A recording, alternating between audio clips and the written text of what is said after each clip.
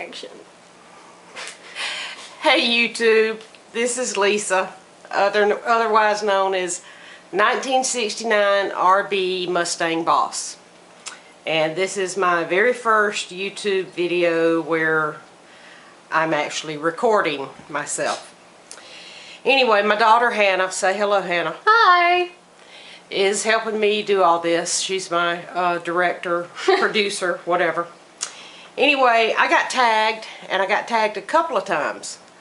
Once by MrCoop1967 and once by Houseoffire72. And the tag is show us your paracord jig that you use to make bracelets. Show us how you store your paracord, and tell us what you do with your paracord scraps. This tag was started by a fella on YouTube, BB Mize, and anyway, he tagged Coop, and Coop tagged me, and House of Fire tagged me. So this video is a long time coming, guys, and I apologize for the delay. And I'm nervous, so please be nice. Anyway, these are just some colors of paracord that I have. I'm working on a special project for a local racing team, and these are their team colors, and they're having me do a bunch of bracelets for them for their fan table at the races.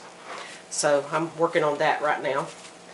I haven't been into paracording for very long, probably about 3 months or so. So right now I'm keeping everything as far as my paracording supplies in this nice big cardboard box, and I'll just open it up and show it to you. These are a lot of my tools that I use: scissors, tape measure, pen and pencil. I've got some hemostats in there. Those work really well. I've also got needle nose pliers, some bulldog clips, so forth and so on. That's kind of my tool bag. Got lots and lots of buckles here. Also have lots of buckles and carabiners, and these are some breast cancer awareness buckles. I'm working on some of those bracelets for some nurses too right now. Carabiners, key rings, D-rings for dog collars. Got these kind of sporty clips here. I'm not sure what they're called. Anyway, they've got the little clip here and the ring there. Swivel rings. And this is some bracelets that I've been making. I do law enforcement, firefighter colors. Like I said, I've been working on some breast cancer awareness bracelets. And I've got some different varieties of those. Most of my samples are with my son right now. He works for a PD, and he's been doing a lot of sales and advertising for me. He's got a lot of my samples. And this is my scrap bag. I haven't really done anything with my scraps yet, but BB Mize, as I mentioned before, he posted a video. It was an idea to make something called Paracord Buddies. And I think House of Fire was going to look into making some of those too. They're really cute if you can check his video out. And you can also wrap carabiners and make key rings, keychains, that kind of thing out of your scraps. This is my paracord, all of my different colors. I try to keep everything neat and organized as best I can. Organization is key for me to get anything done. So here's, got a little order booklet right here. So that's basically where I store all my paracord stuff. And I have a hammer in here, and I'll go into that a little bit further in just a minute. Now, like I said, I haven't been into paracording for very long. I really enjoy it. I'm going to get more into it. In fact, Brian, BPS7 US1, and I have been chatting this afternoon about some things, and he's got some ideas for some things for me to try after I get these big orders done. So maybe y'all see a little something about that in the future. And Brian, awesome guy. Coop, awesome guy. House of Fire, awesome guy. In fact, I've not met anybody on YouTube yet who's not just absolutely fantastic. It's a great community, and everybody's made me feel really welcome.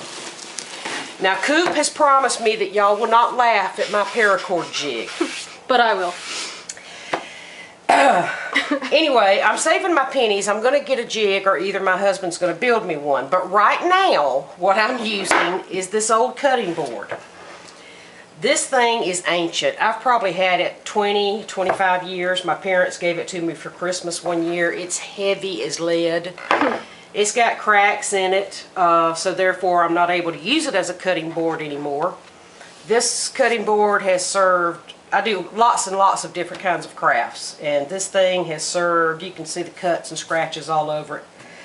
It has served in many capacities for different crafts that I do. And right now it's serving as my paracord jig. And what I do, I've got a nail here bent over on itself, if you can tell anything about that. A little further this way. Hannah's helping me direct. There we go. Okay. Anyway, I take one buckle and I hook it up here.